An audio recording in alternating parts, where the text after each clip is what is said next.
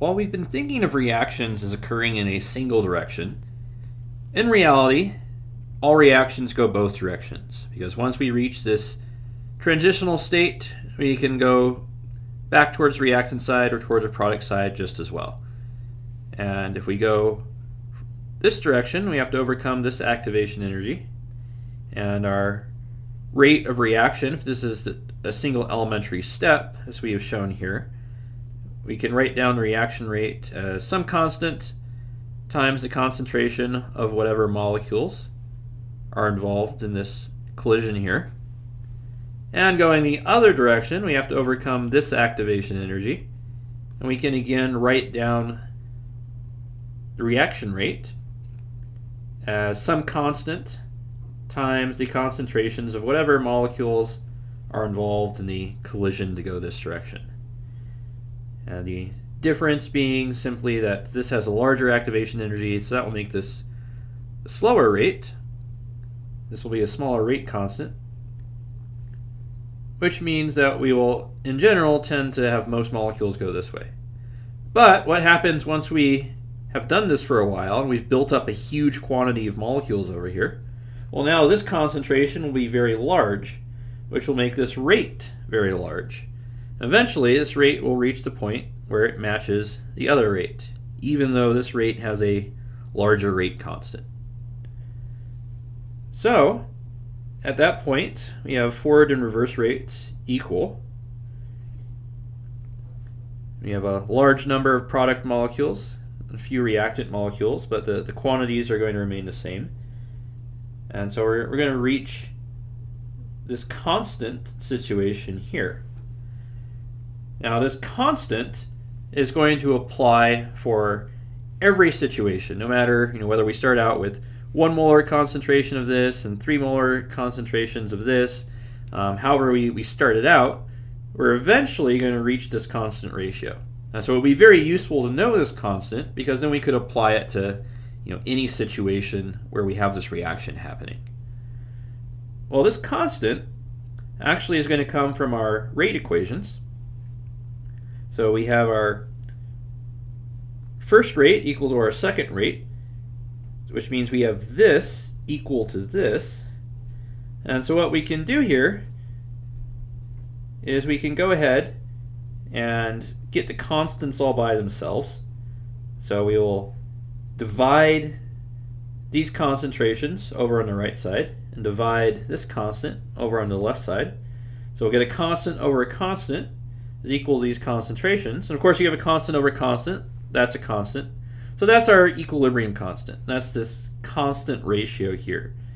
In this case is given as the concentrations of these product molecules raised to their coefficient times the concentration of these reactant molecules. Sorry, divided by the concentration of these reactant molecules.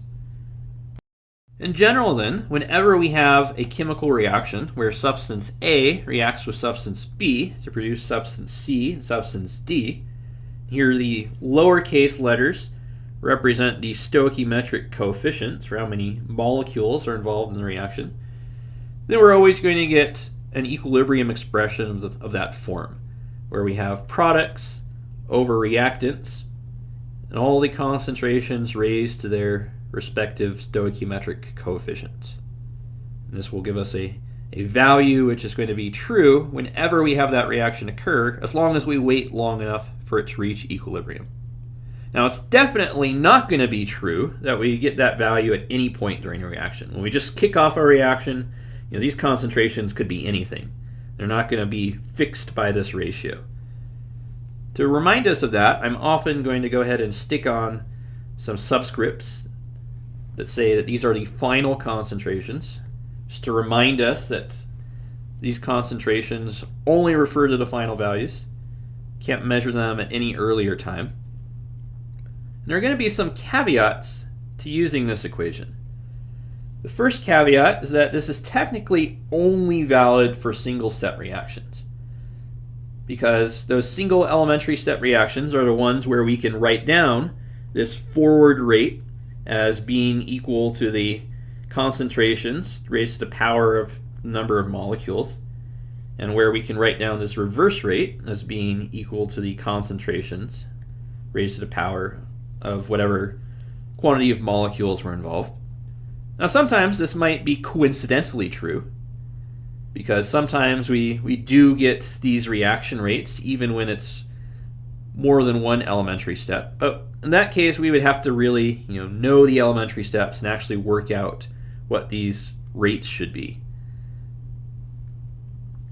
Now, another caveat here is that when we have pure liquids and pure solids, these don't really have concentrations that change. For example, water is always going to be 55.5 molar for pure water. And if we react some of that water, the water which remains is still going to be 55.5 molar. So it doesn't really make sense to include that as a variable in this expression. Instead, what we do is if we have it, for example, as this is a pure substance, and we would just go ahead and multiply it over here into this constant, and then we would not include it in the rest of the equation. So in general, we're going to omit those from the expression, and it's going to be already built into the equilibrium constant for us. Another caveat here is that our equilibrium constants actually have no units on them. Now, how can that be true when we have these concentrations which are having units of molarity all raised to these different powers? Well, this is not actually the true equilibrium expression. I've given you the simplified form, which we're going to be referring to whenever we have a problem to do. But if we were a little bit less lazy, the way we would write this out is with each of these concentrations divided by 1 molar concentration, which is our reference concentration that we're comparing these to. And the reason that we need to do this is because this equilibrium constant, we're going to have to stick it inside of a logarithm. And whenever you have something in a logarithm, it can't have any units on it. So in reality, we're doing this underhandedly whenever we solve one of these problems. But we're not really going to go to the extra effort of writing these in every time. So we just have to keep that in mind, that this equilibrium constant winds up having no units, and you're actually going to start to miss those units, because having those units is a really good way to check that we've done all of our calculations correctly. And that's going to be something that's going to cause us, maybe some difficulties with these equilibrium problems. Let's say that we want to write down the equilibrium constant for this reaction where we have sodium hydroxide in the aqueous phase and magnesium chloride in the aqueous phase. And we add them together and we get a precipitate, this magnesium hydroxide, which is now a solid. And then we still have our sodium and our chlorine ions in the aqueous phase. So our general form of our equilibrium expression, remember we're going to take our products raised to their stoichiometric coefficients divided by our reactants raised to their stoichiometric coefficients.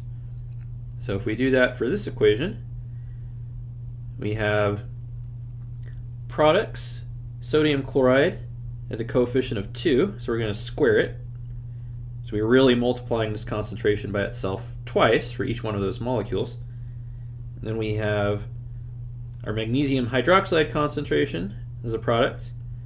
Now, because this is a solid, its concentration does not change. So we're not going to keep track of it here. We're actually surreptitiously dividing out this concentration on both sides of the equation and building it into whatever our equilibrium constant is. So we'll just go ahead and set this concentration equal to 1. So it drops out of the equation. And then we still have our reactant concentrations. So our sodium hydroxide, and this has to be squared because of that coefficient of 2, times our magnesium chloride concentration. And so this is our equilibrium expression. We lose our solid, and we just have sodium chloride to the second power divided by sodium hydroxide to the second power magnesium chloride concentration to the first power. And again, since this is an equilibrium constant, these have to be the final concentrations. If we measure the concentration any time before we've reached equilibrium, then this equation is not going to be true. We know about this relationship, which fixes reactant concentrations and product concentrations in a ratio. We can use that information plus some other insights to determine what these concentrations should be once equilibrium is reached. The way we're going to do that, we're going to need to start with our balanced reaction equation, and then underneath that, we're going to create a table of some relevant data. It's going to be called an ICE table. It gets its name from the different quantities we put in the different rows of the ICE table. In the first row, we're going to put the initial concentrations. This is before any time has elapsed, before we've allowed any reaction to take place. In the second row, we're going to write however much change occurs in those concentrations once the reaction is allowed to proceed. And then in our final row, we're going to write the equilibrium concentrations, the concentrations which we arrive at when we wait an infinite quantity of time, or at least a very long quantity of time.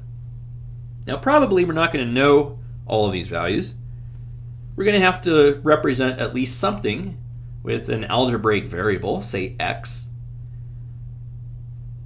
But since we know the equilibrium constant, we can go ahead and write down that expression, and we will plug in for these concentrations whatever we put in for equilibrium concentrations in our ICE table, and then we can go ahead and solve for that unknown variable.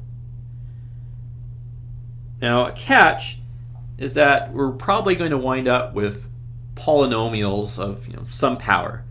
And if you have, for example, a fourth power polynomial where you have terms of x to the fourth and maybe some other smaller terms of x, you're going to get at least 4 possible answers to solve that expression. Now, that's true mathematically, but physically there's only one possible value. And we're going to see that some of the values are going to lead to negative concentrations, or they're going to be complex imaginary numbers. Those aren't going to be physically useful concentrations, and so we can just kind of ignore those values, even though they're good mathematical solutions. And once we figure out which x value is going to work for us, we can go ahead and plug that back in to our expressions on the ICE table for the equilibrium concentrations. And as a final step, we can then take those concentrations that we calculate and go ahead and put them into this expression here and see if we get a value that's close to our original equilibrium constant. Now, a note here, when you start raising things to crazy powers and having all these multiplications and divisions, these expressions can become fairly sensitive to round-off error. And so first of all, you want to try and avoid rounding as much as possible until the very end. Second of all, if you get an answer just like 10% difference of your equilibrium constant, it's more likely to be due to the rounding that you did than it is to having gotten the answer wrong. Now, if you're several orders of magnitude off, then probably you made a mistake somewhere, and you need to go back and review your ICE table. Well, let's try it out. So let's say that we have this reaction where we have nitrogen gas react with hydrogen gas to produce ammonia. And this reaction can also go the other direction. Ammonia can decompose into nitrogen and hydrogen. This is called the Haber reaction. It's used for producing ammonia industrially. Now, the equilibrium constant is 1.6 times 10 to the minus 4. Note that there are no units on this equilibrium constant because we have surreptitiously divided out all the units. And this is going to be defined for 400 degrees Celsius. Because our equilibrium constants come from our rate constants, and just like our rate constants, they're going to be dependent on temperature. We're not actually going to use this temperature, but this temperature and this number go together, because this number will change at different temperatures. Now let's say that we have a 4-liter container, and into that container we inject 2 moles of nitrogen gas and 4 moles of hydrogen gas. They're going to undergo a reaction to produce ammonia, but they're not going to completely react. At some point, we're going to have produced enough ammonia that this reverse rate of ammonia decomposing is going to match the forward rate of nitrogen and hydrogen reacting to form ammonia. So what actual quantities are we going to get of all these substances? Well, we can figure this out using our equilibrium constant.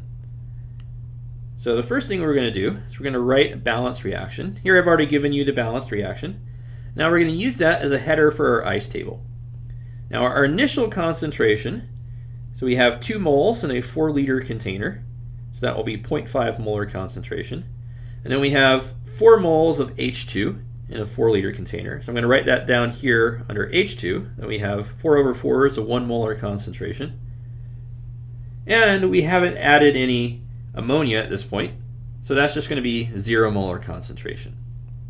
Now the changes here, for every quantity of N2 gas which reacts, say that's minus X amount of its consumed, our stoichiometry says that we're going to lose 3 moles of H2 gas, and we're going to produce 2 moles of ammonia gas. So we'll represent that as losing X quantity, losing 3X quantity, gaining 2X quantity. And once we finally reach equilibrium, then the amount of each substance we have, for nitrogen, it's going to be our 0.5 that we started with, minus the X that we lost. For hydrogen, it will be the 1 molar we started with, minus the 3X that we lost. And for ammonia, that will be the 0 molar that we started with, plus the 2X that we produced. So that's just going to be plus 2X. Now we can go ahead and write down our equilibrium constant expression for this reaction. And then we'll be able to plug in these values that we figured that we were going to reach eventually. So our equilibrium constant, remember we're going to take our products, raise their stoichiometric coefficients, so that's NH3 concentration to the power of 2. Then we're going to divide by our reactants, raise to the power of their coefficients. So we have nitrogen gas to the power of 1, and hydrogen gas to the power of 3. And then these concentrations are going to be these concentrations. So we can go ahead and plug in for our NH3 here. That's going to have a 2x quantity. So this will be 2x squared. Note that this 2 appears twice in this equation. It appears once here and it appears once there. Then we can plug in for our N2 concentration. So that's going to be this 0.5 molar minus X. And we can plug in for our H2 concentration. It's going to be this 1 molar minus 3X.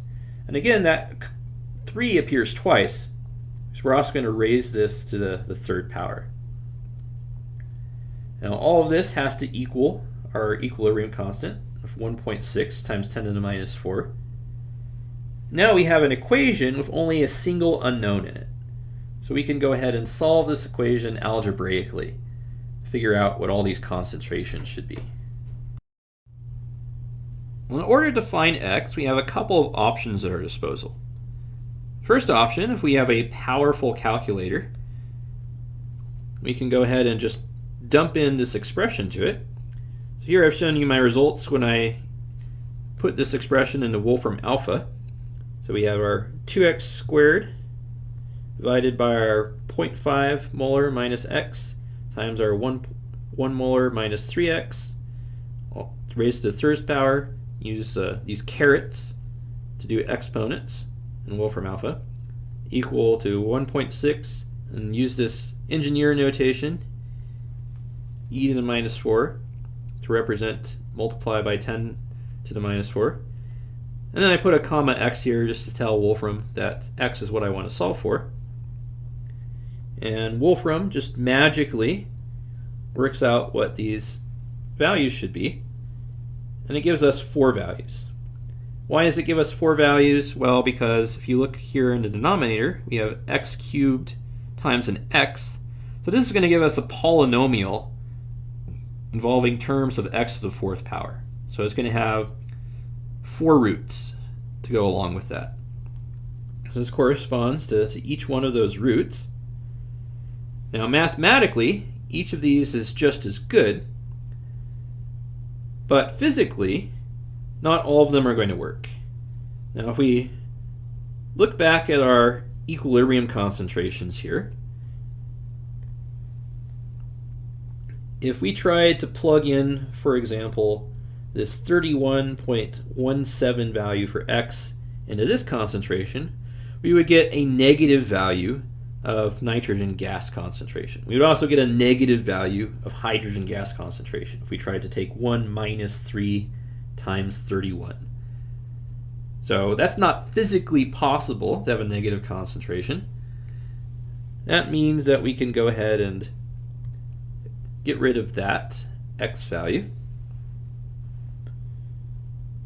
Now, if we had these values for X, these negative values, then over here for our ammonia concentration, which has a value of 2 times X, these would both give us negative values. This would give us a negative 60 molar concentration of ammonia. This would give us a negative 0.009 concentration of ammonia. Again, we can't have negative concentrations, so those are both bad. We're left with one last possible value for X, and this is going to be the physical value, because it doesn't give us a negative value here, it doesn't give us a negative value here, it doesn't give us a negative value here. So this is the only one we can legitimately have as our answer. Now, if you don't have access to a sophisticated computer algebra system, a really fancy calculator, then you're going to have to solve this by hand. Now, you really don't want to have to deal with all these crazy powers of X divided by each other and manipulate them algebraically to get an answer. In some cases, an analytic answer might not even exist. So you're going to have to do some sort of numerical method. Well, let's go ahead and try doing the X is small approximation. Now remember, if we get to the end, when we find X, and it turns out X is not small compared to these numbers, then that means that this was invalid and we can't use it. We'll go ahead and try, just to start with, and see if it works out for us. So let's assume that X is very small compared to this 0.5 and this 1.0. That means that it doesn't really matter if we subtract this incredibly small number from 0.5. It's still going to be about 0.5 when we do this subtraction. Same thing for 1 minus a very small number. We can just call that 1 approximately. So now we'll have our 2x squared divided by 0.5 molar divided by 1 molar cubed is equal to our equilibrium constant of 1.6 times 10 to the minus 4. So now we need to get X by itself. So we can take this 4 here, 2 squared is 4. We can divide that, multiply 0.5 by both sides, and multiply 1 cubed on both sides. And then we'll be left with X squared, and we'll need to take the square root. So we probably do need a calculator to take that square root, but not a particularly sophisticated calculator. So square root of 1.6 times 10 to the 4th times 0.5 times 1 cubed divided by 4 comes out to 0.00447. In this case, we just have two possible values. Remember, you take a square root of something, you can have either minus or plus as a potential value. And I think it's pretty obvious here that we're going to go with the positive value, because if we had a negative value, that would give us a negative concentration for our NH3. So we're going to choose the positive value here. And this is not so different from the answer that we got using the exact calculator solution. It's only about 2.4% different. Now, in most cases, I think that's probably going to be pretty good, to be within just a couple of %. But depending on how precise your needs are, for some problems that might not be good enough. Now that we know X, we can of course plug that into our equilibrium concentration expressions. And if we do that, we get 0.4 0.495 molar concentration for nitrogen, 0.987 molar concentration for hydrogen, 0.009 concentration for ammonia. Now just a note here about the sig figs. I'm pretending we have exactly 2 moles and 4 moles of nitrogen and hydrogen so that I can carry out some extra precision here. Now finally, it's a pretty good idea if you go ahead and take those values that you calculated for these concentrations and plug them back in order to make sure that you didn't make any mistakes. And usually if you've made some error, it will become fairly obvious when you do this check. So we go ahead and take those concentrations and plug them in and get 1.7 times 10 to the minus fourth. And remember, our original value was 1.6 times 10 to the minus fourth. So this is pretty good. And once more, you might get off by like maybe 10% or something in this answer here, just because of round off error when you're dealing with crazy exponents, etc. So that's not something to be too concerned about if you don't get the exact answer back, but probably within an order of magnitude is going to be necessary.